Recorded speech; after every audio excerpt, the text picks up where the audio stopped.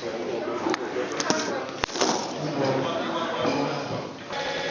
thanks very much, everyone, for coming along.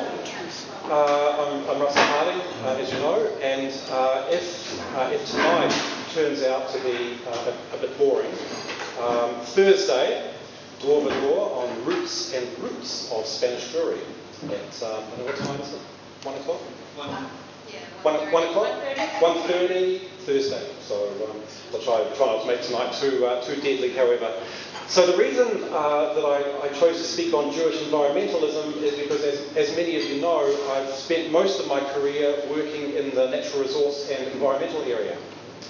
From the mid-1980s, I was part of the commercial fisheries quota crowd, a very small team that put that policy in place. We still have it here. My PhD is on commercial fish policy, and for most of the time I lived, as many of you know, 14 years in the US, and almost all of that time was spent working either in fisheries or freshwater quality. A little bit of air quality. Returning to New Zealand, spent some time with the Ministry for the Environment working on hazardous substance policy, and latterly, as you know, at DOC on marine policy, marine conservation policy. So for me, the question of Jewish environmentalism is more than just academic. It's something I have to grapple with a little bit over a career spanning a very long time now, about how to reconcile these two things, this professional affiliation that I've had to environmental quality and Judaism as well. Now, there should be a handout coming around, and the first thing I need to do, of course, is apologise for the very small writing, but the budget that I had for copying is very, very small, and so I had to squash as much as I can onto a piece of paper.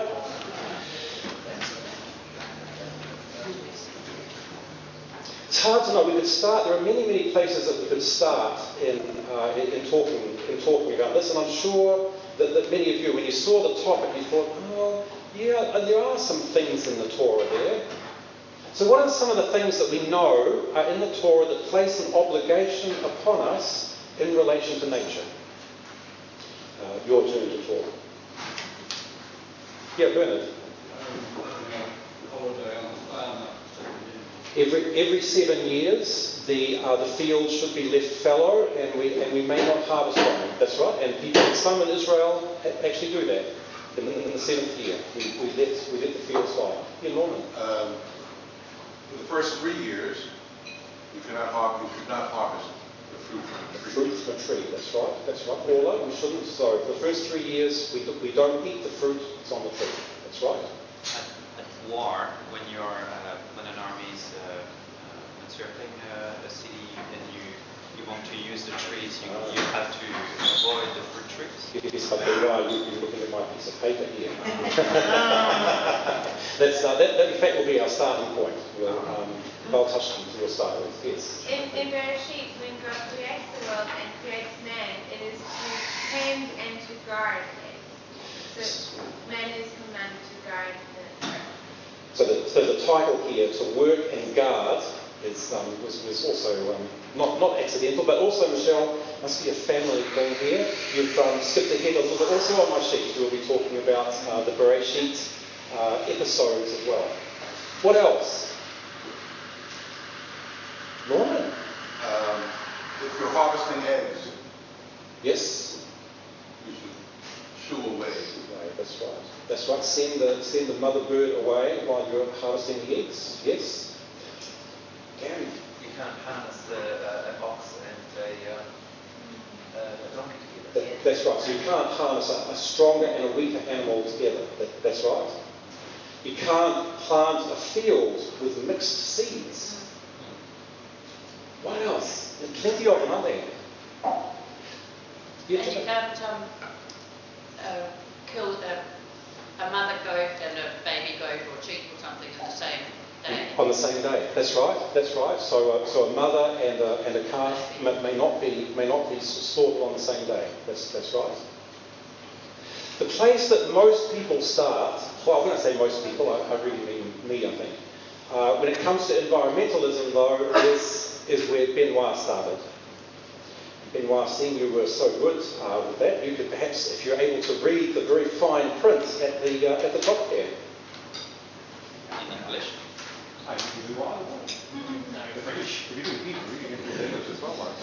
When you besiege a city for many days to wage war against it, to capture it, you shall not destroy its trees by wielding an axe against them. For you may eat from them, but you shall not cut them down. Is the tree of the field a man to go into the siege before you? Lovely, thanks Benoit, beautiful. So that's from Shoftim. Shoftim coming up here quite soon. If we are besieging a city in a war, we may not cut down the fruit trees around the city, either to use ourselves as a part of the siege or in order to make for a hardship for the people who are inside the city. Now, so that's nice and clear, isn't it? Makes sense? We're besieging a city, you can't cut down the fruit trees. So the principle, in part, I think, behind that, and the reason that I like to really start at this point, is a principle of highest and best use. So it's a common principle for environmental management. Now what it's saying is that you can chop down other trees, but you can't cut down fruit trees. So what we should be doing is we should be using not just fruit trees for food, but everything that we have made available to us for the highest and best use that we can get out of it. Now, it seemed to me a fairly trivial incident in the news, probably in the last 2 or 3 months, which argued really exactly this point. And it had to do with Play-Doh, of all things. Anyone remember that? Play-Doh? No? Play-Doh or Play-Doh? Play-Doh. Play-Doh. Play-Doh. I'm worried if you don't like Play-Doh used, flour used for toys, for game. That's right, because it's something that you need. That's right. So it's a highest and best use argument. The only thing is that if you try to buy plasticine, it's more expensive. No, that's fine, but it's the underlying principle here is that the highest and best use of dough is food, not toys. Now we can argue that as to whether perhaps it's better for children learning to play, perhaps that's a higher use than it would be to eat it for food, and not having tried it, I suspect Play-Doh is not all that great to eat. But nonetheless, that was the principle that underpinned that. So, can't chop down the fruit trees, chop down any other tree that you like. You can use it to besiege a city, to lay it against a city wall and set fire to it and make life difficult for the inhabitants, but not the fruit trees. Okay, if that's clear. All right, now it's about to get a little less clear. Perhaps I could get someone else to read the next passage there from the Sefer HaMitzvot. It's very small writing, I apologise, but try very hard not to waste paper here. Who has good eyes? Looking for a volunteer? Thank you. Yes. The 57th prohibition is that when besieging a city, we are forbidden from cutting down fruit trees in order to cause distress and pain to its inhabitants. The source of this prohibition is God's statement, exalted be He. When you lay siege to a city, you must not wield an axe and destroy its trees, for they eat from them. Do not cut them down. All forms of destruction are included in this prohibition. One who needlessly burns a garment or breaks an object, for example, transgresses this prohibition and is punished by lashing. That seems extreme. Well, it underpins the seriousness of chopping down fruit trees. So when my mother tells me that I have to clean my plate, is that the same sort of thing? It's like it's not wasting, it's not... I'm not going to get between you and your mother. It isn't. So the concept is one, however, of waste. And so from Sefer... Russell, but it's a Machiavellian idea as well. You don't cut the fruit trees down because you will conquer the city and you will have to replant. And then you will be forbidden from eating the fruit of those trees for the first 3 years. So that's really what the whole thing is about. As we go, I think it's a good point, Mayor, and as we go on here, I'm going to try to break the argument out into two streams, and I think one of them, I didn't call it Machiavellian, I call it utilitarian. Some of them thought it was a more gentle, but you're quite right, is if God is with us, and we are successful in besieging a city and the inhabitants yield the city, then we ourselves will want to eat the produce of the fruit tree, and it would be a foolishness to chop them down. That's right. Although, if we're going to be Machiavellian, probably we'd do a cost-benefit analysis, wouldn't we? What's the cost of chopping down the tree relative to being successful with a city? Particularly, it's a tough nut to crack. Yeah, but then 3 years. 3 years, well, that's right. Yes, that's right. So if you have to replant the trees you cut down, the first 3 years you can't eat the fruit. That's right. How come it says in the first paragraph, it says, for you may eat from them, but later on it says, for they.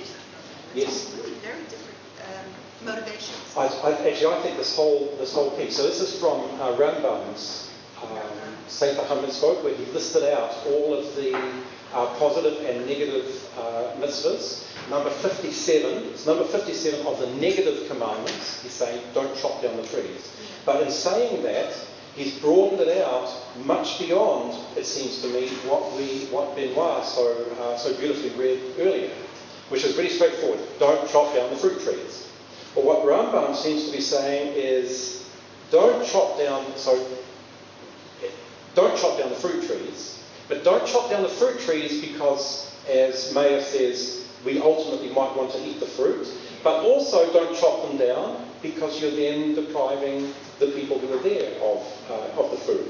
It doesn't detract from that concept of highest and best use. It's still better that they remain as food than as firewood.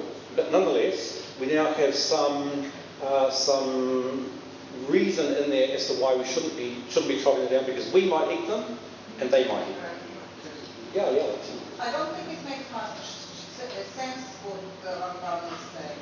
Rambam was because if the people, what the assumption is that the people of the city are going to get at the trees and eat their fruit.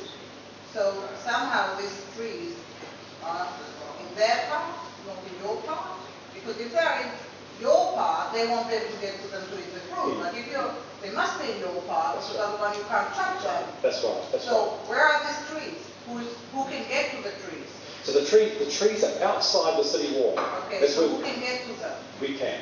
But the inhabitants of the city can't. That's right, unless we don't prevail. So what you're not allowed, I think a part of what you're not allowed to do here is sort of the Iraqi set the oil wells on fire.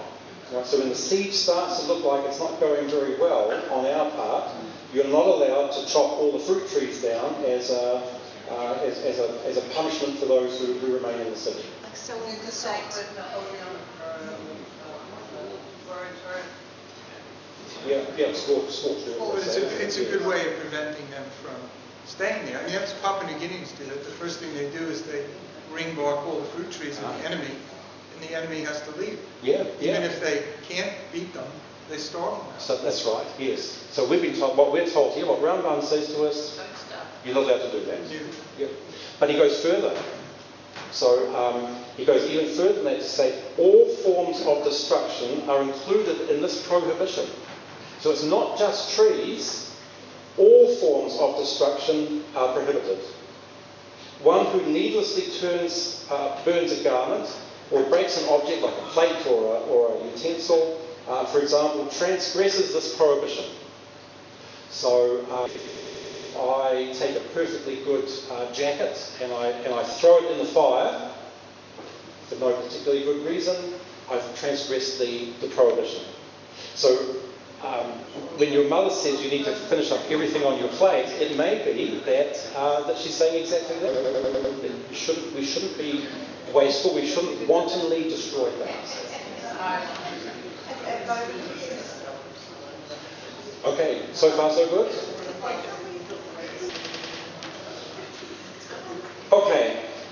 So Rambam not happy to stick with what he had to say in Sefer HaMitzvot, carries on in the Mishneh Torah with really quite a series of 3 halakkas which detail this even further. So now I'm looking for another volunteer for reading. I'm seeing Jonathan Zuckerman over there. In a loud voice, Jonathan. Halakha number 8. We should not cut down fruit trees outside a city, nor prevent an irrigation ditch from bringing water to them, so that they dry up. As Devarim 2019 states, do not destroy its trees. Anyone who cuts down such a tree should be lashed. This does not apply only in a siege, but in all situations. Anyone who cuts down a fruit tree with destructive intent should be lashed. Nevertheless, a fruit tree may be cut down if it causes damage to other trees or to fields belonging to others, or if a high price can be received for its wood. The Torah only prohibited cutting down a tree with a destructive intent. Beautiful, Jonathan. So Rambam has now widened this out a bit further. Firstly, he says not only can you not cut down the tree, but you can't block the irrigation ditch to withhold the water from the tree. So it's not just, as it said in the Devarim that Benoit read here, that we may not destroy trees by wielding an axe against them. We also may not destroy them by withholding water, or one assumes by any other means of sustenance, blocking sunlight from them, or I don't know, however else you might go about killing trees. In addition, though, Jonathan, this doesn't only apply in a siege. It applies at all times, in all situations. Anybody who cuts down a fruit tree with destructive intent, right, so now he's added yet another element to it. Not only can we not cut down the trees, we can't starve them of water, but to do it with destructive intent.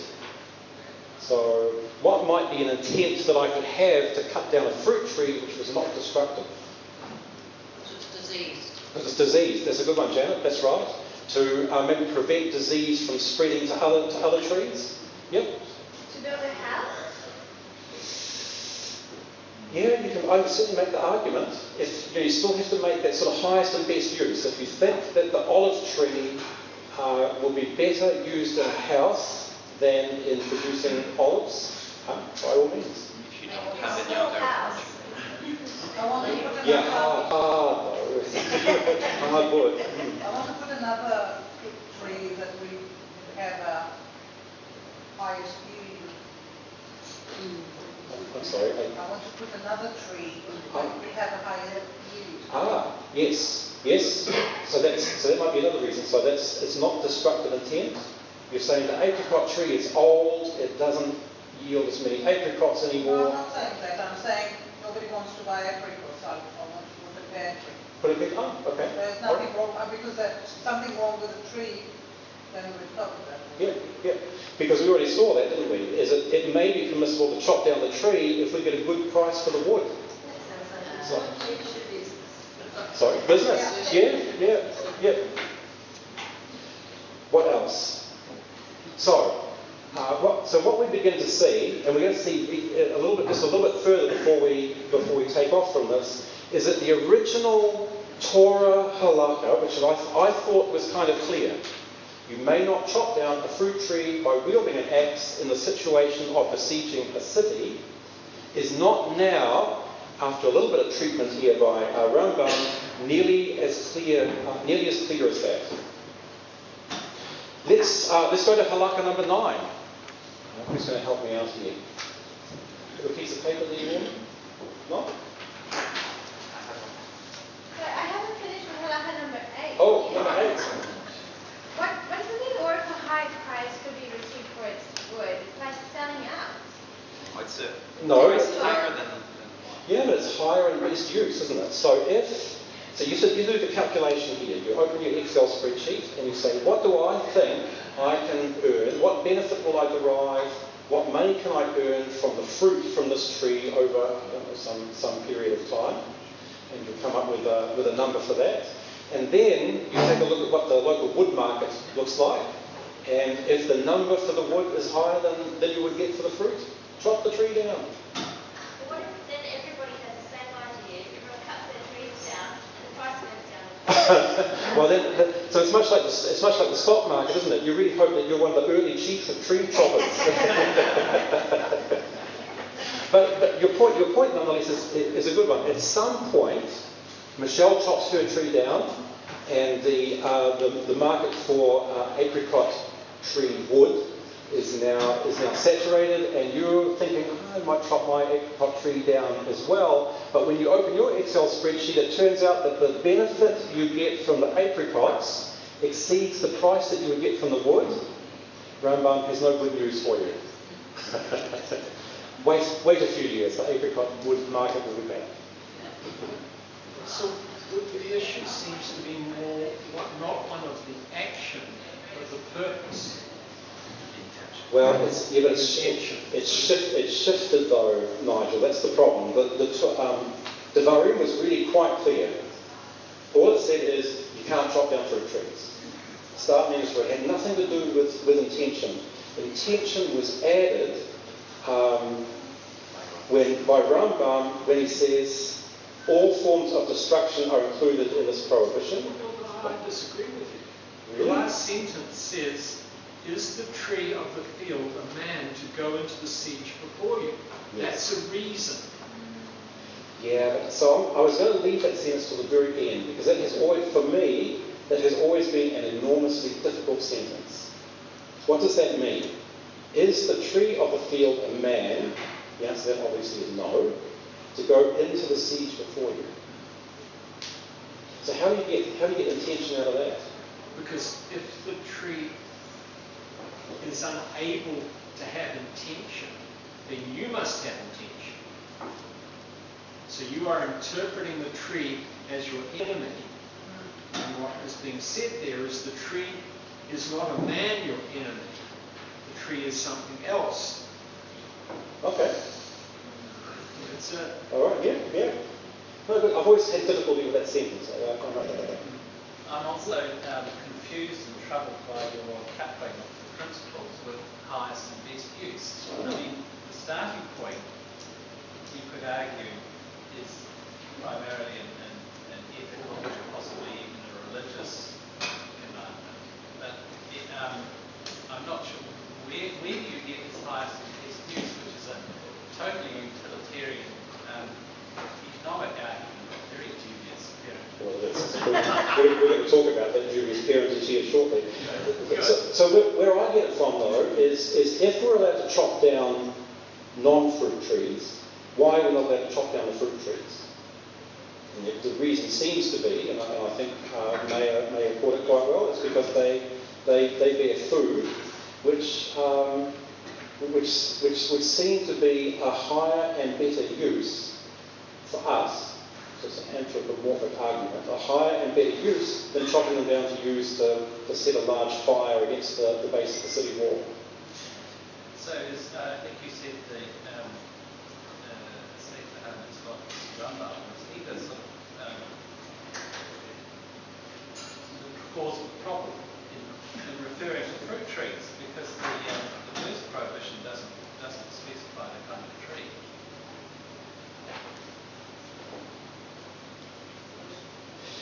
There are different trees. Yes, you do. It's trees, it just refers to its trees. you may eat So from what's tree it. mean? Implies that So, and sorry, now where are you reading this? Under the Sefer HaMitzvah, the very first, the 57th prohibition statement. Original quote, Oh, okay. it says it's. So hang on, I thought I thought it was quite clear.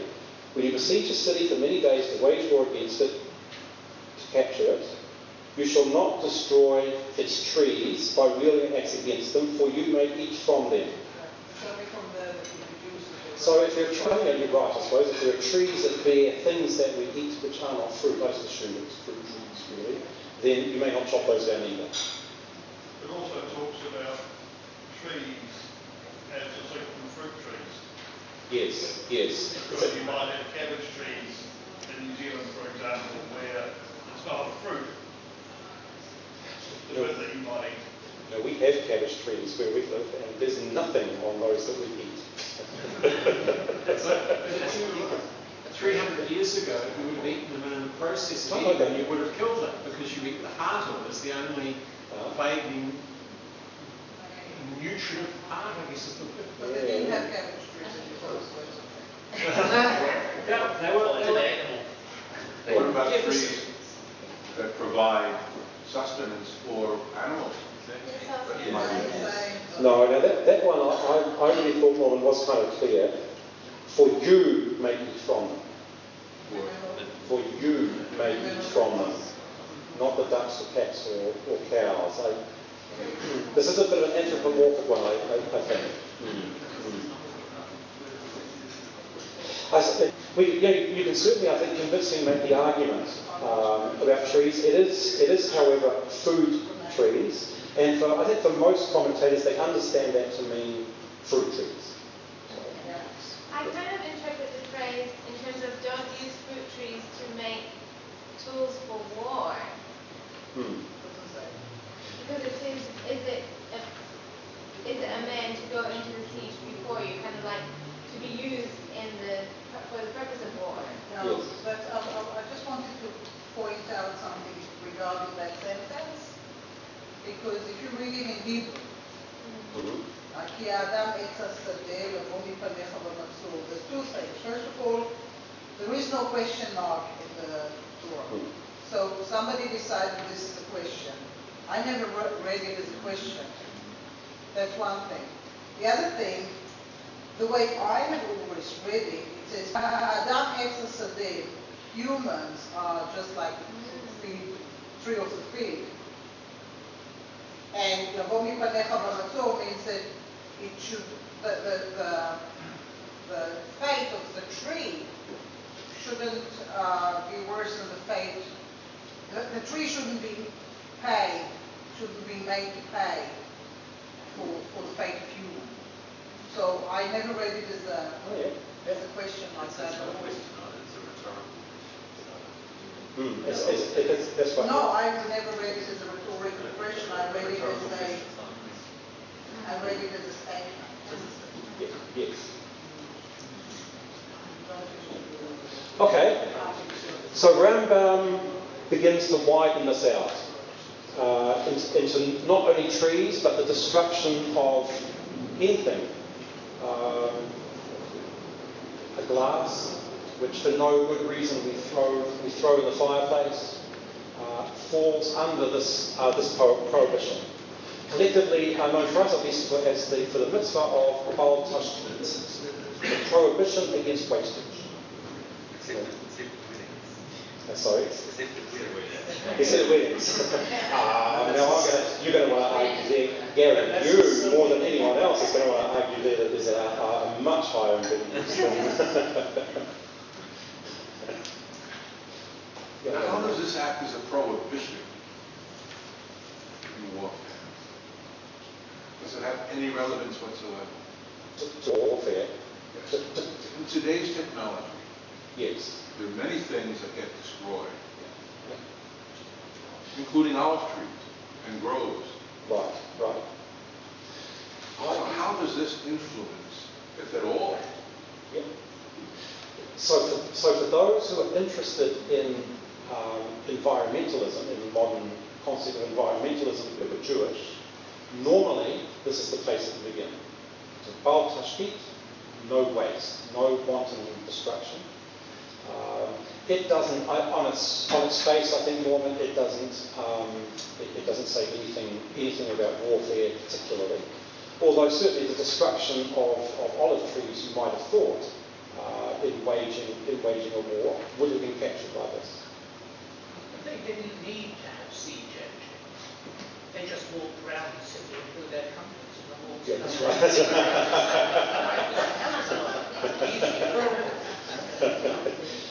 Apparently for some of them not, keep the trees up. Okay, halakha number 9. Who's going to give me a read on this one?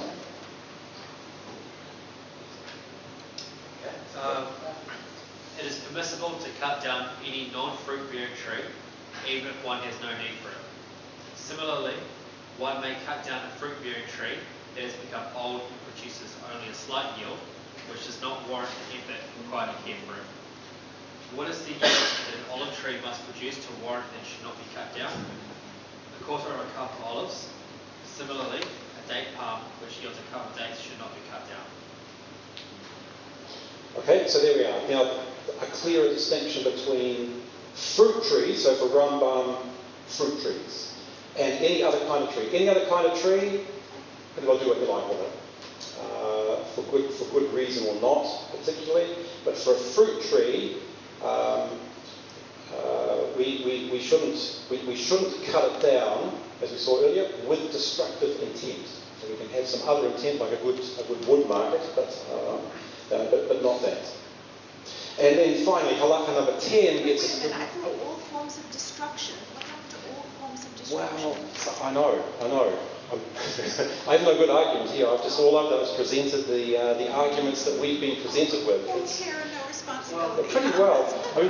What started to me, at least, to look pretty straightforward from Devarim, became very clouded very soon after you began to have a look at how does this actually get applied.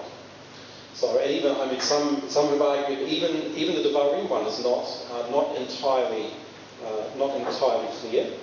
But what does become clear is it becomes much more murky as we go down and begin to have a look at how the commentators have laid out how the mitzvah is to be applied. So that was my sole intention of doing this.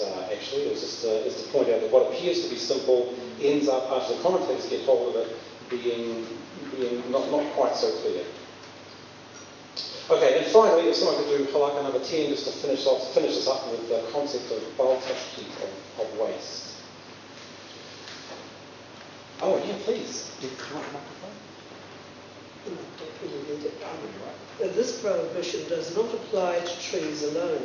Rather, anyone who breaks utensils, tears garments, destroys buildings, stops up a spring, or ruins food with a destructive intent, transgresses the command, do not destroy.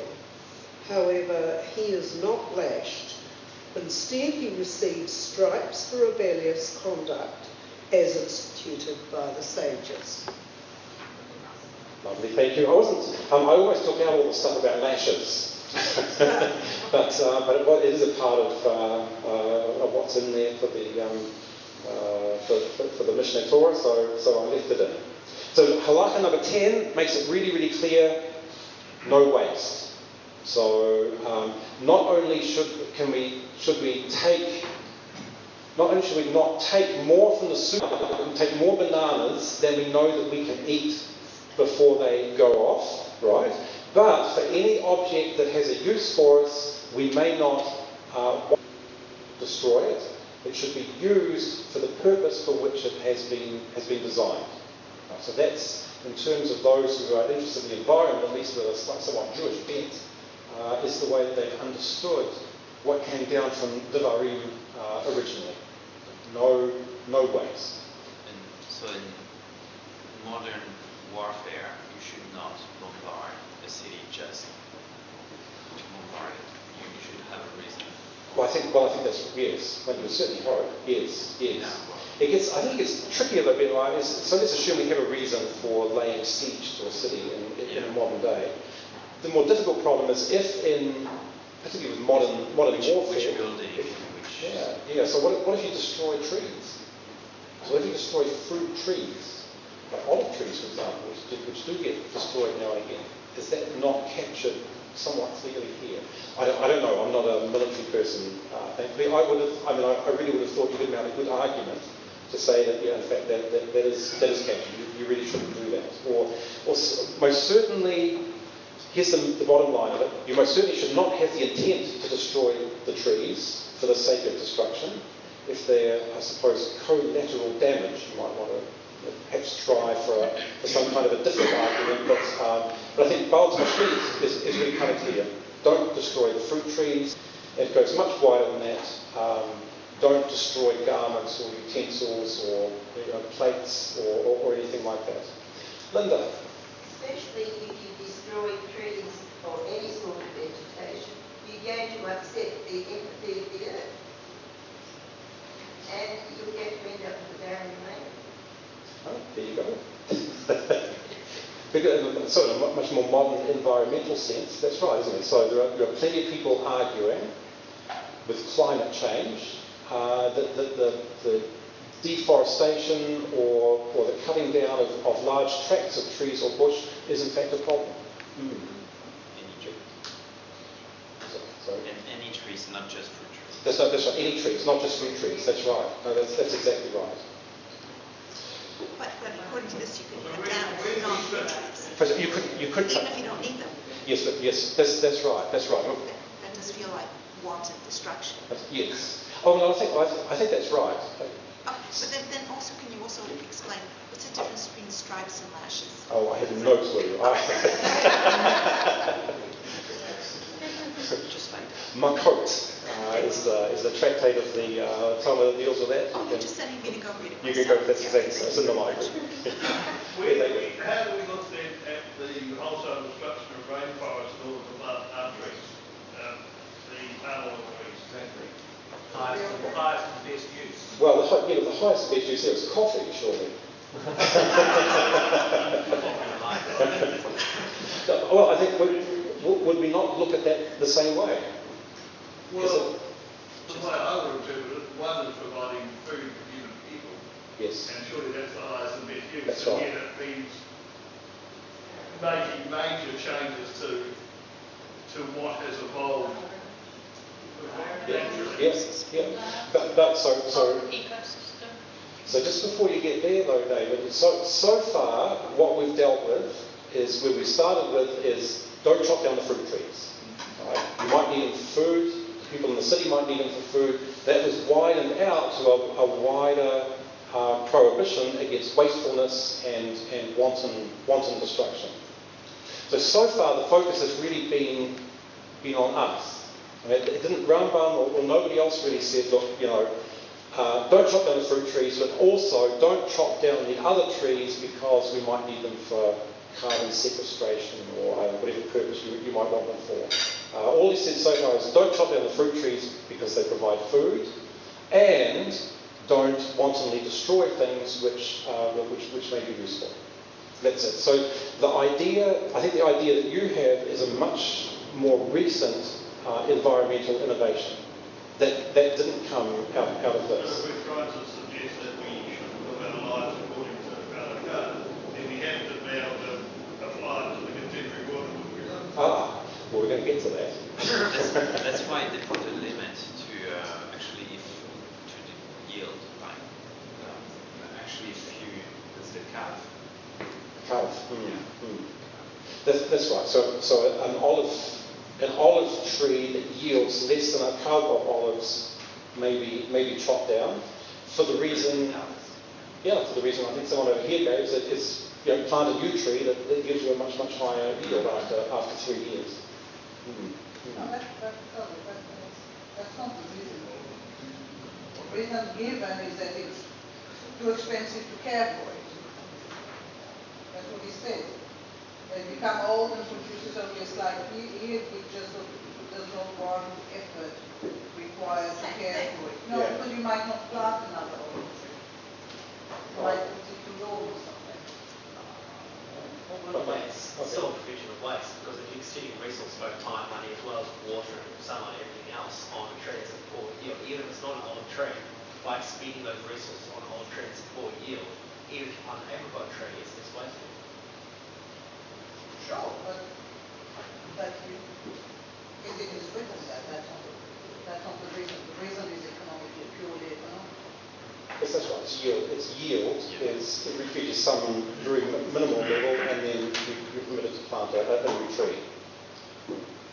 The prohibition was dealt with at length, you can imagine, in the Talmud, and rather than reproducing all of that, I did, Marlene, for you, gave you sufficient references that you can go to the library. So the small table on the other page there, I just tried to summarise very briefly the way this issue of not chopping down fruit trees has come down. So from the Torah, don't chop down fruit trees. Mishneh Torah, we can chop them down if they're damaged or we get a good price for the wood. For Bava Kama, we can chop them down for economic reasons, and for Bava Kama, that economic reason is again the wood price one. If you can get a better price for the wood than you can from the fruit tree, go ahead and chop it down. For Shabbat, we may chop down for the protection of health. This had to do with bloodletting, actually. So after someone had bloodlet, don't ask me too many, much like lashes, don't ask me too many questions about this. It was important that they be kept warm, and for a number of people, furniture was broken in order to make a fire. So whether a table or a desk, normally you would have thought, well, surely that is very far from highest and best use. It is destroying an object for a lesser purpose. The Talmud at Shabbos tells us, no, for the purpose of health, human health, as it turns out, we can destroy it. Further down there, Shabbos, page 140b, we can cut down trees for aesthetic reasons. This is a really interesting discussion. It touched my heart rather a lot, actually. If you would rather eat barley bread than wheat bread, or if you would rather drink beer than wine, the beer and wine one is the one that really touched me. I have to say, really did touch me. So beer is cheaper, right? Cheaper to produce than wine. If for you or for me, I could take one or the other. Baal Tashkit suggests you should drink beer. Yay. And so, however, what Shabbos here says is no. So notwithstanding that, even if the wheat bread is more expensive or the wine is more expensive, nonetheless you may drink those even though you had a cheaper alternative available to you, which is to say barley bread or beer. The Russians things. Oh, I don't know. So I did look at the Rashi on the original Devarim, and he's remarkably silent on the whole matter. as Rashi tends. Benoit knows I prefer capsicums. I like them more than he does. So if he ate them, it would be a waste of them. And vice versa. Maybe this for my niece. I'll let him eat the cookie. He enjoys it more than I do. Okay. Here we go. But consuming the more expensive item may have more to do with honoring Shabbat over Chag. So that's right. The discussion in the Talmud, I think, was, as I recall, well, it was in the second Shabbos, so perhaps so. Although as I read through it very quickly, I didn't notice. It didn't comment that in honouring Shabbos, even though drinking wine may be maybe a more expensive enterprise, which would have at some level honoured Shabbos as well, I suppose. Nonetheless, you're permitted to drink wine. But it said that anyway. So it made that argument anyway that we can, we don't eat food or drink beverages which to us produces a lower level of pleasure, in order to meet the strictures of Baal Tashkit. You can drink the better wine and eat the better bread. And wear fur coats instead of the full fur coat. See, the capsicums but now you're on your own, I understand. Finally, and this one was really surprising to me, we may cut down, they may be cut for psychological gratification. So this was actually a really, really interesting one. Somebody became very angry. That's not a good thing, but nonetheless, they became very, very angry, and they tore up in their anger a silk shirt. Now that is, you might have thought, captured by Baal Tashkit. That is you're ruining a perfectly good garment. The Gemara, however, says no. Even in that circumstance, it's probably okay. So that would be all right. A wife chopped off the sleeves of her husband, her adulterous husband's jackets. well, so there you go. Yeah. No, you're all good, Janet. So all of this leaves us in, it seems to me, in a really difficult situation. So when my neighbour wants me to cut down the tree because it's shading his house, I can say that I'm not allowed to. Aesthetic Yeah, reasons, that's not ours. That's ours, not someone else's. Yeah, but David makes a humorous but good point. If the tree is shading our house, you would have to say there's almost enough in here to say, chop it down. That's it. So this is where I started on this. I started with what seemed to me relatively straightforward, but then what becomes really, really clear is when you get down to the end of all of this, what does Baal Tashbih actually mean? And at this point, I'm now much less than clear. So then I thought what I might do is start again. And Michelle's looking at me saying, we should take a break here, so we could do that. When we come back, I'm going to pick up where Michelle started us off with Bereshit, to have a look at the two accounts that we have there, and Rav Soloveitchik's view of what those two accounts tell us, to see if that can't give us a little more insight into what this concept means. So Michelle, I'm usually also, I don't know really what happens now, but... We've all socialised. Socialised. Wonderful.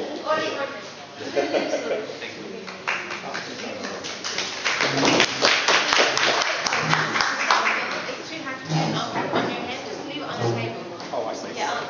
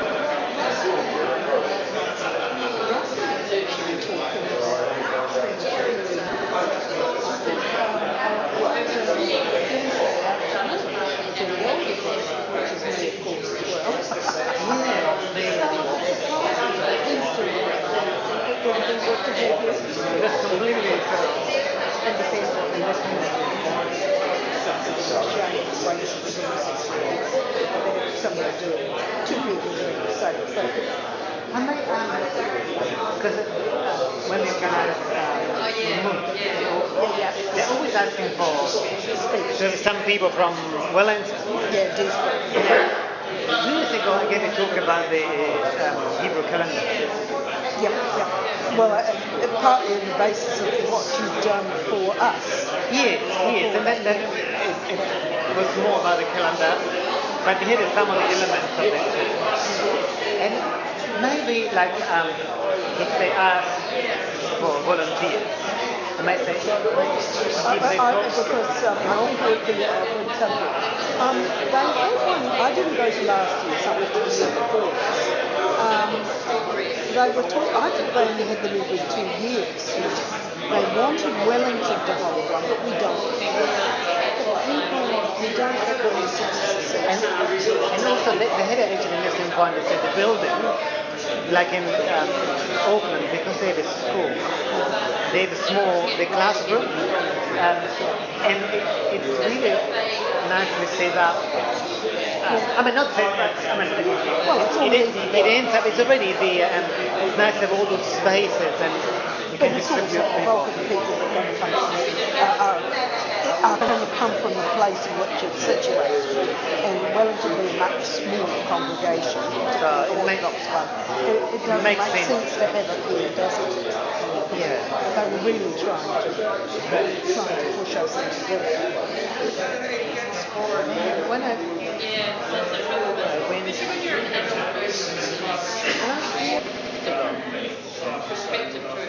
no, I think I went last year. I didn't go 1 year because I was in New Zealand. I think I went 3 years ago last year. I didn't go last year.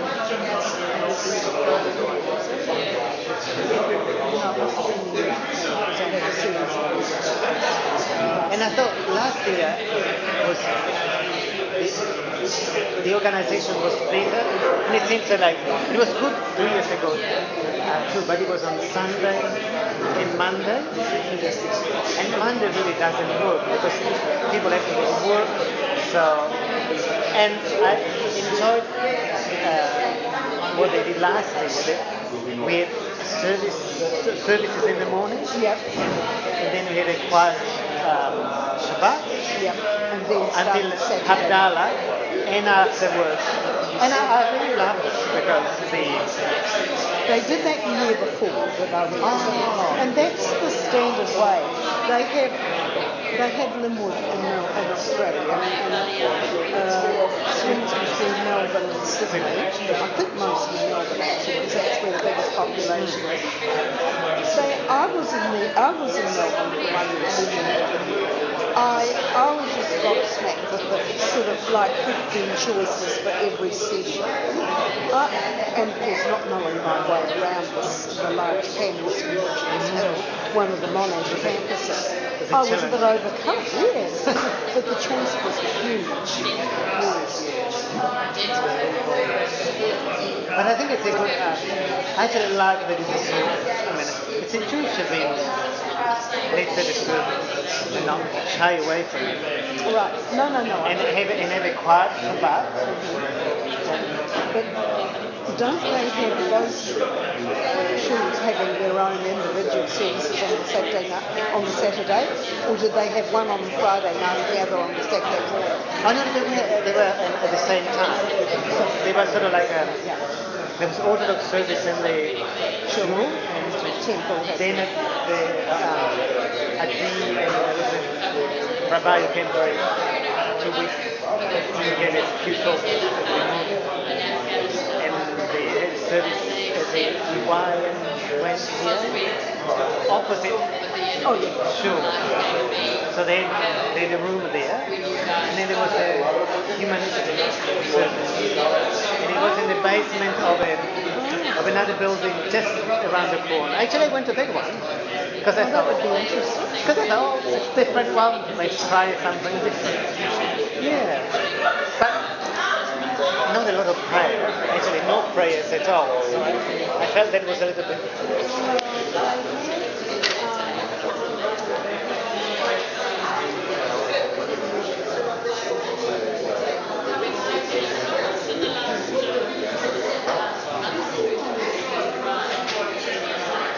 Right, I think the fun part is over. So I hope you enjoyed the socialising, ordered some food, some drink, because now we're back with Heat. And so remember where we ended up in last week's episode? We ended up with a very clear, don't chop down the fruit trees, but by the end of last week's episode we were really pretty unclear. It looks like you can chop down just about anything, especially for psychological gratification apparently. Okay, when we started, I asked what's contained in the Torah that places upon us an obligation toward nature, and Michelle said in Bereshit there are some accounts of creation. And so Michelle, you did that. I wonder if you might read out in a nice loud voice the two separate sections there, just underneath the table on the right-hand side.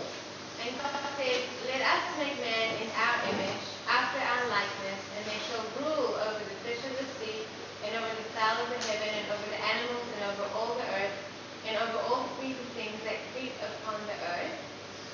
And as I said, the Hebrew word for rule is Biyavu. Yeah. What is that? Anyway, go with them. The second one is, now the Lord God took man and he placed him in the Garden of Eden to work and to guard it. And yeah, the Shamo is the garden plan. That's right, that's right. Yeah, so we've got ruling and guarding. Ruling and guarding, and dominion over. Dominion over in account number 1, and working and guarding in account number 2. So obviously there's been a whole lot of stuff written on the two differing formulations in Bereshit, and in some, as some of you know, in some of the more recent times with literary criticism, they've argued, look, there were several versions of this, and someone compiled it all and brought it together, and what we're seeing here is simply the bringing together of a couple of different versions, much like my university essays used to be. Rav Soloveitchik, Rav Joseph B. Soloveitchik, the very modern one. I meant to look up his dates. He lived most of his life in Boston in the US, and died, I think, in the 1970s or 1980s. Any idea, Norman? It's relatively recent. I came from a very long line, didn't he? Very, very distinguished Soloveitchik rabbis. And Rav Soloveitchik is firstly very, very clear. He doesn't believe the literary criticism stuff. He said this is not the result of several being brought together and a little bit of overlap in material between different drafts. He believes this was put in here deliberately. And what he believes that we can tell from this is that there are two distinct types of person. He calls them, or attributes, I suppose. He calls them Adam 1 and Adam 2. Right? So Adam 1 and Adam 2. And I provide a very brief table there which summarises a little bit, I think, what Rav Soloveitchik is getting at. But I'll go through that in a little more detail, because I think it's kind of important to begin to pass out this concept of Baal Tashkit. The utilitarian side, and you may have had it a little bit earlier, versus, I think, a whole different formulation that Rav Soloveitchik comes up with. So he's arguing this is not two different versions, rather it's a single person.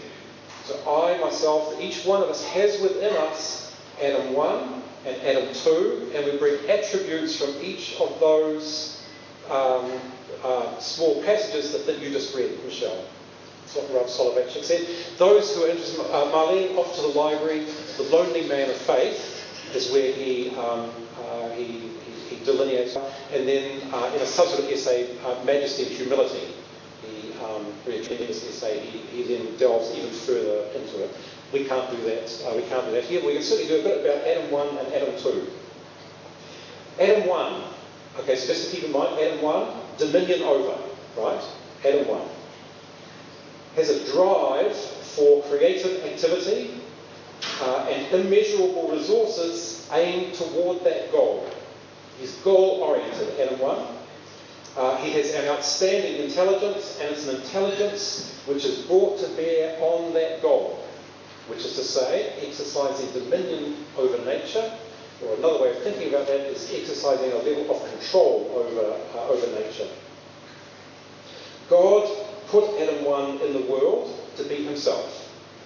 Adam 1 strives to discover who he is. He wants to know, who am I?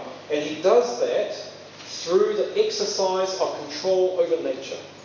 That's how he goes about working through, trying to sort out who he is. So just remember Adam 1. Here he is, first human being around, put in a garden, and he's thinking to himself, who am I? How do I go about finding that out? And Adam 1 says, the way I find it out is I do stuff.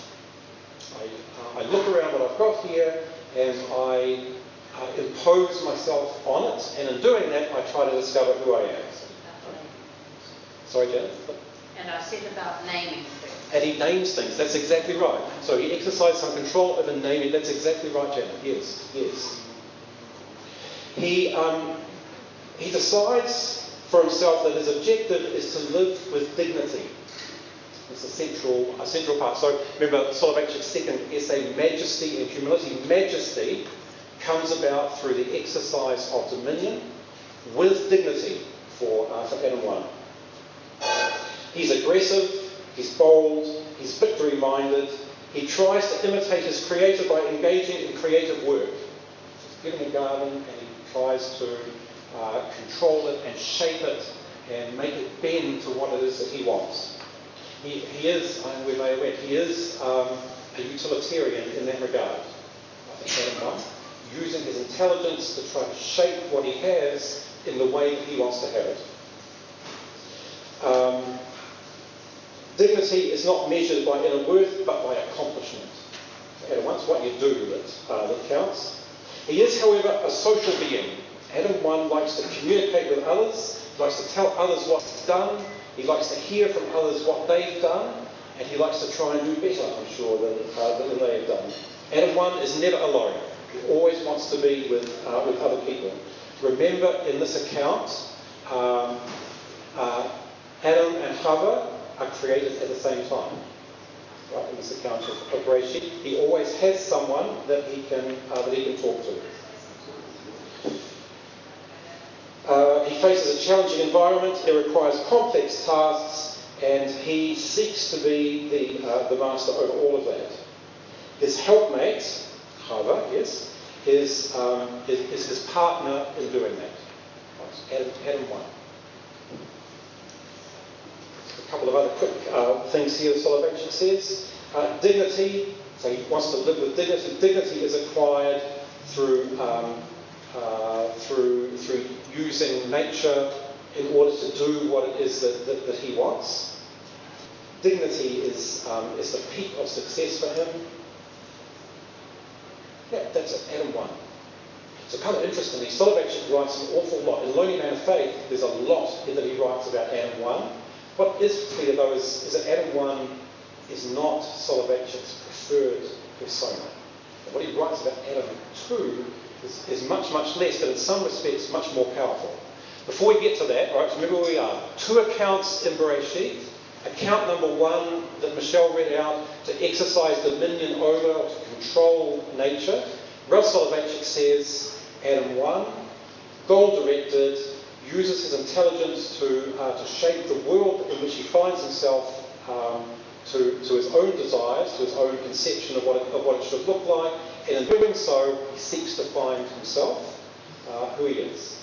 Right, so then we get to, Michelle, your the second bit you read out. So we're now, Adam 2 is placed in the garden to tend and to guard. So what does Soloveitchik say about Adam 2? Not very much, as it turns out. When you have a look at the quantum that's written, the quantum written on Adam 2 is probably much less than half what he wrote on Adam 1. Okay, go. Adam 2 is intellectually curious. So that doesn't really help. Adam 1 is intellectually curious as well. It's in a different way, but nonetheless, Adam 2 is intellectually curious. He tends, however, to ask metaphysical questions.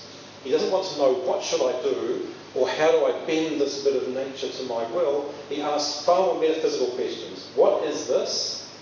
Why is it here? Who did it? More metaphysical questions. He does not create a world of his own. Instead, he wishes to understand the given world in which he finds himself. So imagine, Adam 2 is plopped in the middle of the garden. He doesn't start pulling out weeds and making the beans grow in an orderly manner. He sits there and he thinks, what is this place? Who made this place and who put me here? Why am I here? Far more sort of metaphysical type questions. He tends to look for God, so he posits the creator this, and he tries to look for that creator in every small piece of nature around him. In the light beams, in the leaves and the blades of grass. He's a more contemplative type person. Don't forget, what Soloveitchik's talking about here are two aspects of human nature that each one of us has within us. Two contending conceptions of our nature, which Soloveitchik puts back onto the two accounts in Bereshit. So his view is those two accounts there deliberately because each of them speaks to a different part of who we are. Action, Adam 1, more contemplative, Adam 2. Adam 2 defines his existence through redemption. It's not through creativity, it's not through doing stuff. What he's seeking is redemption. We'll talk about that a bit more in just a moment. It is not attained, however, by control over nature. It is attained by control over himself. Adam 2 is very inwardly looking. He's seeking to exercise control inwardly for himself, not outwardly in the world in which he finds himself. Adam 2 is humble. The essay, Marlene, I mentioned majesty and humility. Adam 2 is a humble person. He's there, he's created to serve and to tend the garden, because he's a gardener. Redemption requires that he be overpowered by the creator of the universe. Now this gets a bit tricky for Soloveitchik. So Soloveitchik argues a bit like this, I think. Adam 2 contemplating, who am I, why am I here, who made this place? And as he grows in understanding and becomes somewhat comfortable with his idea of how all this came about, suddenly something happens which shatters the conception that he already has. So even as he begins to advance in understanding himself, so he's defeated by yet another circumstance that he comes across, or something that happens which wasn't in his original conception. That's a part of the humility. Even in Adam 2's moment of triumph, of understanding himself, he ends up being defeated. He's pushed back to where he was before. I used to go to the library and read this one, so you look a bit puzzled, Norman. I probably didn't put it very well. It's Lonely Man of Faith, available on the Kindle now, actually. $9.99 from Amazon. Adam 2 needs a helpmate. So Adam 2, don't forget, created first, Chava comes later. He doesn't need a helpmate functionally, but he needs a helpmate because Adam 2 is not very good at communicating. This is my wife over here nodding her head. Yeah, I knew there was going to be some feedback on that. Adam 2 is not very good at communicating. He's very inward focused and doesn't do very well in that outward focus in the world. He needs Chava as a community facing. So remember, Adam 1 is gregarious. He likes to be out there. He likes to talk to people and tell them what he's done. I chopped down my apricot tree and I put in an orchard of apple trees. I did this and I did that. Adam 1 loves doing that. Adam 2 doesn't. Adam 2 is reclusive, withdrawn, very, very introspective. He needs Chava to play that role. The community for Adam 2 is a faith community. So it's a community of people, much like Adam 2, trying to search for who am I, why am I here, why was I put here? So you do have to, I don't know, from time to time I wonder about these things. Right? So before I got here, I was caught up, like all the rest of us, in the flux of eternity, and that's where I'm going back, not soon I hope. So why am I here? There has to be a whole bunch of other soul-type material still hanging out in eternity, which is not here. There has to be a reason why the soul that I have was put down here. So what reason is there? That's an Adam 2 question. Think about it on the bus. So the community of faith of Adam 2 is a community of people asking those types of questions, but not talking among themselves. So I don't continue to talk to the person next to me on the bus and say, no, I was just wondering. So we tend not to do that. Other people, like wives, to actually form that community. Adam too is part of a faith community, and that community was put together by Hava. That's what she did. So you all read, I'm sure you all read Claire Massey's commentary in the latest Sender News. Right. So two things. Number one, attendance at service is not good. So if that sounds like you, Claire has a message for you. But the other thing in there, the part that I actually really wanted to talk about, is Claire said she spoke to the rabbi, and she said, you know, Rabbi, the women come along to services and it doesn't make any difference. We sit upstairs, everything seems to be going on down there, it doesn't matter if we're here or not. And the rabbi said to her, so she wrote this actually in the commentary that she wrote, the rabbi said to her, look, the men turn up and the men do what the men do. But it's the women who make the community. That's Adam too. Right? Adam too does not make the community. Adam too is contemplative and very, very introverted. He needs Hava to actually make that faith community, and the community itself then, in trying collectively to sort out who we are and why we're here and why were we put here, we strive together to do that, and God joins with us. So he too is a part of this community, and he shares with us that striving that we have to find out who we are, and he feels also the same defeats and the same frustrations that we feel as we're trying to answer these questions. And so that's God is in the million of 10 men. We know that. We know that God gets very angry when there are fewer than 10. Just another advertisement for the Monday morning million. 7 o'clock. God gets very angry if there are. He's the first to arrive, and if fewer than 10 turns up, he gets very angry. We have enough sores. We don't need that kind of anger as well. So if you're going to be turning up to the Monday morning million, if you would help out, that would be great. Adam too is a part of that community. So I've provided a small table there which is meant to capture at least some of that. The difference between Adam Rishon, Adam 1, Adam Sheni, Adam the second. And then I've drawn a small picture. It's not my picture, it's Franz Rosenzweig's picture from his almost impenetrably difficult book, so far as I can tell, The Star of Redemption, written in the 1920s. And also, as far as I can tell, the Star of Redemption looks much like the star. So if you take the triangle that's part of the star with the small, the apex at the top and then the wider base at the bottom, we have God at the top, that's certainly as it should be, the world down there on the bottom left corner, and man across there on the bottom right corner. The relationship between God and the world is a relationship of creation. God created the world. Right? The relationship between God and man is revelation. God reveals himself to us. But far more interesting to me, the relationship between man and the world is redemption. We redeem ourselves in the world, and for Adam too, in redeeming the world, in guarding and tending the world, we redeem ourselves. Don't ask me too many questions about Rosenzweig. Impenetrable to read.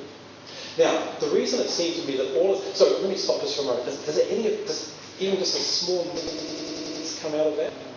Doesn't get to Baal Tashkent just yet. We're getting back to that. In fact, this is what Reagan, when he was president of the US, was very much Adam 1.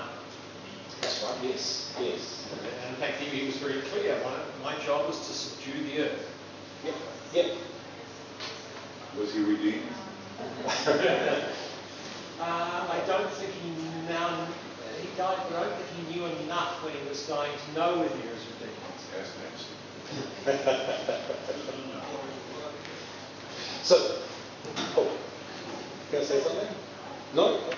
Feel free. So, just a quick interlude back to Baal Tashkent. We have the utilitarian conception, that's Adam 1. Don't chop down the fruit trees because you might want to eat them. Adam 2, however, I think it's different.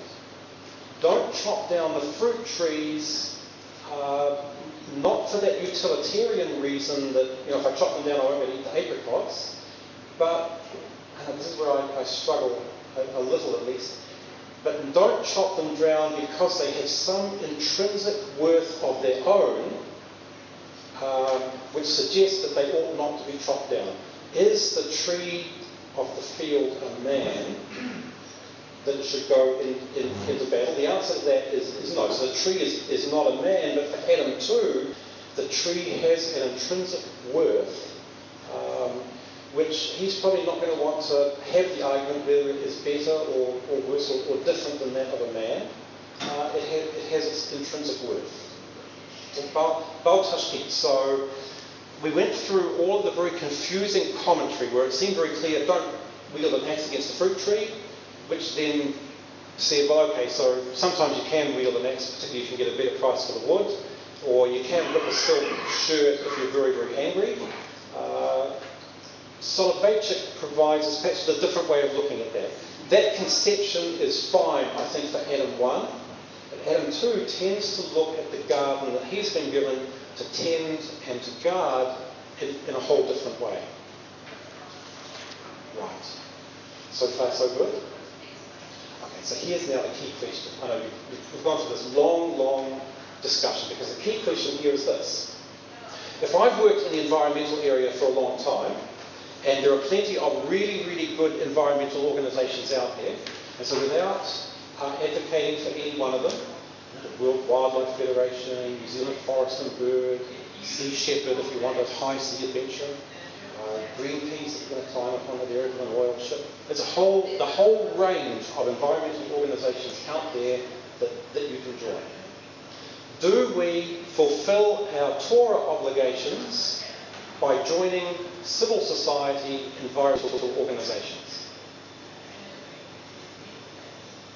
Okay. No? No. Why are you posing this question? I always get towards it. It's going to get to that. So I'm posing the question because we're talking about Jewish environmentalism. So we have some obligations toward nature that we've looked at. And we've looked a little bit what those obligations look like. We've looked a little bit out of Bereshit about how it is for us as Jews.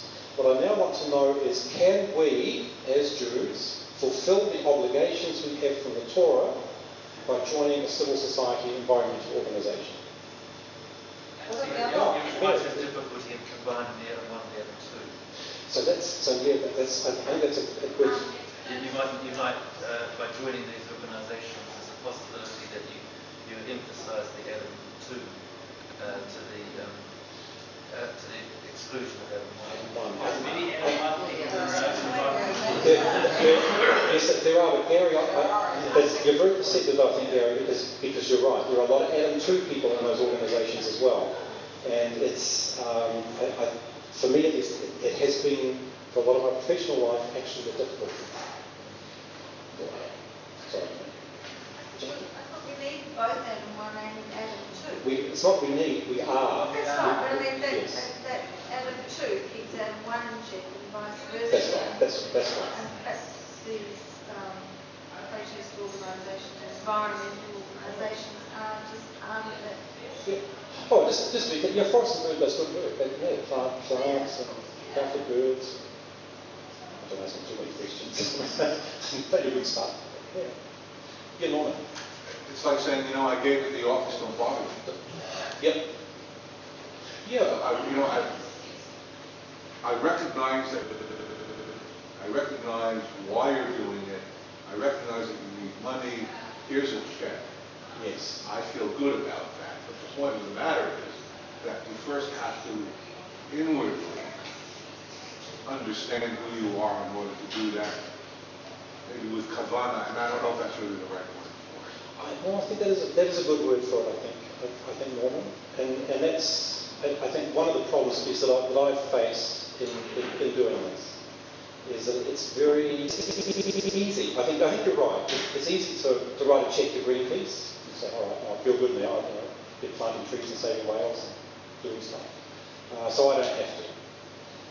But somehow that falls very far short, it seems to me, of That's a societal acceptance Yes. Yeah. But it doesn't come down to who you are as an individual. That's right.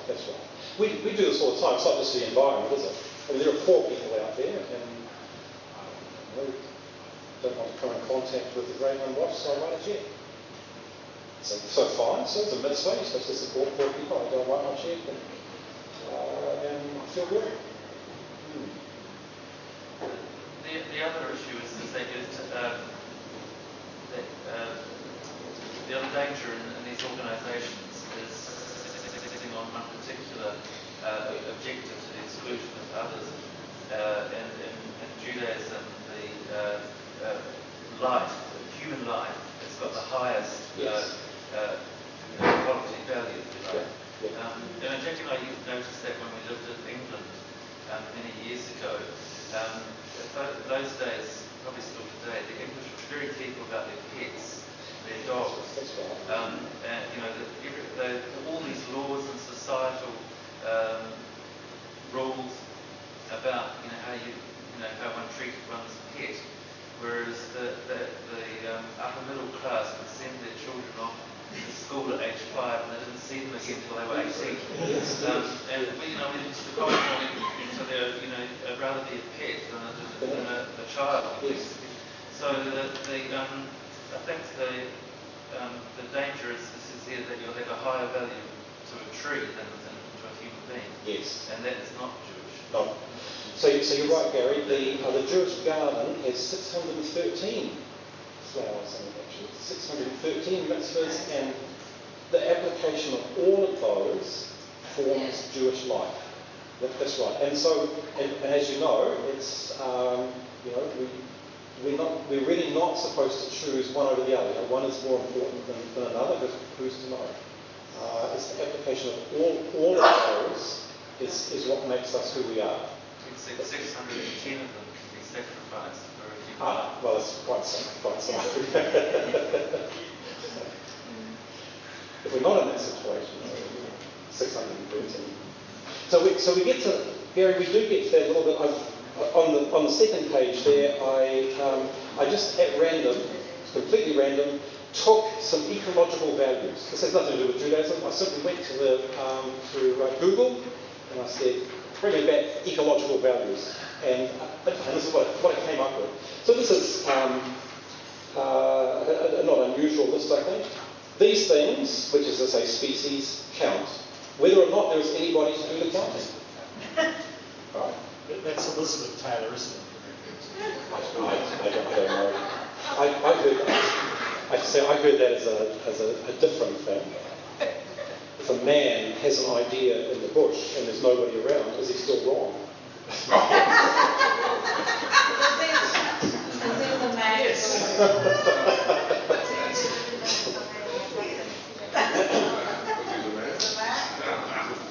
Species have a value in themselves, a value neither conferred nor revocable, but springing from a species-long evolutionary heritage and potential. So we get, I take your point, there are a lot of Adam 1s in environmental organisations. In my experience, there are also a lot of Adam 2s. But the idea that plants and weeds and beetles and stuff have every bit as much intrinsic worth as a human. And for the reason that you gave, Gary, I really have struggled with that. I really see a human life, it really does trump absolutely everything. So now, you're probably wondering, you can read the rest of those values there for yourself. The problem then, it seems to me, is caught really, really well again in the Mishneh Torah. Chapter 1, Halakha 1. Someone else will be able to read this really much better than I can. I was going to say Martin. I was going to During the time of Enosh, mankind made a great mistake. The wise men of that generation gave thoughtless counsel, and Enosh himself was one of those who erred. The mistake was as follows. They said God created stars and spheres with which to control the world. He placed them on high and treated them with honor, making them servants who minister before him. Accordingly, it is fitting to praise and glorify them, to treat them with honour. They perceive this to be the will of God. Blessed be He. They should magnify and honour those whom He magnified and honoured, just as a king desires that the servants who stand before him be honoured. Indeed, doing so is an expression of honour to the king. After conceiving of this notion, they began to construct temples for the stars and offer sacrifices to them. They would praise and glorify them with words and prostrate themselves before them, because by doing so they would, according to their false conception, be fulfilling the will of God. This was the essence of the worship of false gods. This was the rationale of those who worshipped them. They would not say that there is no other God except for the star. This message was conveyed by Jeremiah, who declared, "Who will not fear you, King of nations? For to you it is fitting. Among all the wise men of the nations and all their kingdoms there is none like you. They have one foolish and senseless notion. They conceive of their empty teachings as wood, i.e. all know that you are alone are God. Their foolish error consists of conceiving this emptiness as your will." I'm more confused now than I was before. Oh no, this. From a professional viewpoint, this really is, and has been for me for a long time, really very, very troubling. Here's what the Mishnah Torah, I think, is saying. It's very easy if we take Norman your approach and we think, you know what, I have to against the nature here. I won't plant an apricot tree, and furthermore, I'll go and volunteer my time, I don't know, 10 hours a week, over at the Forest and Bird. Good thing to do. We may end up mixing with a number of other very, very well-intentioned people who hold some of the values that we mentioned. On the surface, absolutely nothing wrong with that. The problem that we have, and I think it's we that have it uniquely, because we're both Adam 1 and Adam 2, don't forget, is that it's very easy in doing that day in and day out to lose sight of the authorship of the world that's been created. You begin to see the worm and the beetle have some intrinsic worth of their own. You begin to look at the sun rising on the mountain, and you begin to think to yourself, well, these all have their own intrinsic worth, and we begin to attribute to them some of the things that we should be attributing to the creator of all of this. And it's the loss of that awareness of the author of the world that seems to me to be the problem. So the answer then to the question that I've struggled with and continue to, can I fulfill my obligations to Baal Tashkit by Forest and Bird? And there's no judgment here. I'm just thinking it's a well-known, I think relatively well-respected organisation. And the answer I think is maybe yes, but almost certainly definitely no. Well, you can't. So there's some things I can do which are good. It's not compatible with the Torah requirements. But if that's all I do, then I haven't done enough. So for us, never let it be said that I deprive Forest and Bird of any funding. By all means, let's write our checks out. But I think we need to be aware, Norman, perhaps as you said, that's not enough. God created everything that we have, and it's to Him that we owe. We owe what we owe for doing that, not to the more utilitarian, I think as you put it a little bit earlier, idea of protecting trees for some kind of intrinsic worth. So what do you do? Well, you sort of struggle. You do a bit of Adam 2, really. You just struggle with this stuff. No. I mean, you want to do the other thing. So what is the other thing to do? Just pray, or admit that it's all God's work, and even though you're fixing up the trees, like it's really God that's the power? Yeah, no. What do you actually do? No, I think as you know, we stick with this stuff. Look, I've worked in this area for a long, long time, and so I actually happen to believe that planting trees and looking after beetles and stuff is a good thing to do. But it's not all that there is. So I think because we're both Adam 1 and Adam 2, you can't just be Adam 2. I can't just sit on the bus and ride around Wellington all day contemplating why I'm here and what I should be doing. I actually do need to do some Adam 1 type stuff. Adam 1 type stuff is perhaps what you can do with Forest and Bird. They'll drag you over to a cavity island there and you can plant native plants and look after birds. It's a great day doing that. And there's certainly nothing in Torah that says that you shouldn't do that. Well, you shouldn't do it on Shabbos, but on Sunday, no problem. Go over there and plant plants and look after birds. Absolutely no problem at all. But the Adam 2 part of us requires that we also keep in mind who actually created all this. It's easy, as we saw from Enosh, it's very easy to lose sight of these things. So the error that was made is to lose sight of the authorship of all of this and begin to worship objects as if they were the creator of the universe. I understand that don't worship objects part, but the other part I don't think is required. The planting the plants and stuff? No, the belief part. Oh, the belief part. Oh. Because Jewish religion is a kind of, it's not big on belief. It's no, that's right. So it's possible to do a mitzvah without knowing why, isn't it? At least that's what I've been told. I hope that's true. Don't commit the sin of worshipping the trees and the beetles. Right. No, so what you're saying, though, is almost a little bit in counterpoint to Norman. I'm not starting a feud here at all, but is that there's nothing wrong with planting trees and stuff, so I'm going to go and do that. And if I do that, I've done some things that I should be doing. I'm just questioning, what is the other thing? That's all. I'm just questioning.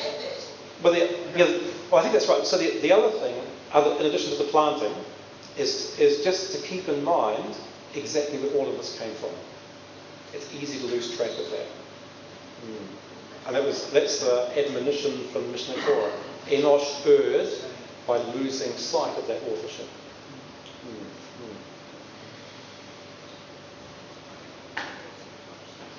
Yeah. I thought that you were going down a different path. When you're involved with this organization, I didn't know if you were going to choose the beer or the wine to share with someone else. But there's a prohibition about doing that. So prohibited from drinking wine with the air. But there's another fence that we have on our side.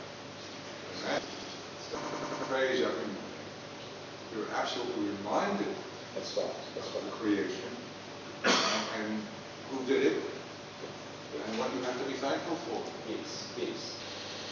The halakha has not been entirely helpful here, I have to say. We went through the Baal Tashkit episodes early on, and by the end of that, I don't know, I was certainly confused about what I can break and what I can't. So this is one where the fence, I think that the fence is not, certainly for me, is not as clear as it is around some of the other issues. I think it's for that reason that it worries me that it's easy to lose sight of what we should be focused on. But you're right, you're quite right, Norman, is that we have a lot of other things that help to continually remind us. What I think the warning here is if you think the environment is important, for some of us we actually do, then by all means go ahead and knock yourself out planting plants and whatnot, but it's not enough. You have to do the other stuff as well. It comes to me on Monday morning at 7 o'clock. So, yeah, the other. I also thought you were going to go somewhere in a different direction, and I thought that you would say something like writing a check to whoever is not enough, you have to do yourself. Because you are supposed to be like a gun, whether it is a gun first or second, you're supposed to do. So reuse, recycle. That's right. Is actually that what counts as making the design, not writing the check. When Norman first brought that up, I actually thought about that and then forgot it. With the aging mind. So a lot of them it's like you can send a shalia to doing a mitzvah. That's right. So Adam 1, however, wouldn't. Adam 1 would actually prefer to do the recycling himself. Just get a few plants in the garden. All right, you've been a fantastic audience. Thank you very much.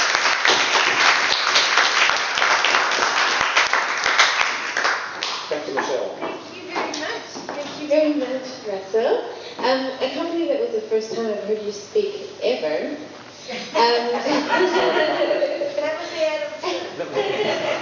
And it was worth the wait. It was a really good talk, and thank you for the preparation you did in preparing us the worksheets as well. Thank you. And here's a thank you card. Betty Watkins has made thank you cards for all our speakers, and thank you for speaking on Thursday as well. Unfortunately, I won't be able to be there. And if those of you who are coming to the Shavuot dinner will have another chance of hearing Russell speak. You'll put them off. And next week we have Rabbi Mizrahi.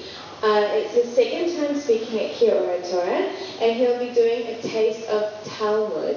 Last time he talked about intellectual property, and I remember I said I don't like paying tolls on toll bridges.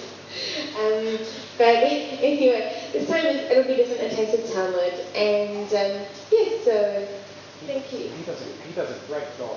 Yes. After Monday morning million at 7, he does a very short Talmud study. He's doing Masechet Megillah at the moment.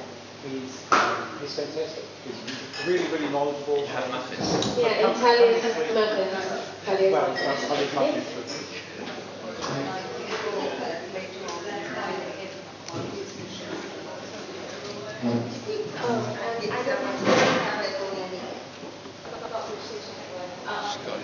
Thank you very much, everyone. Have a good night. Did you record all that? Thank you.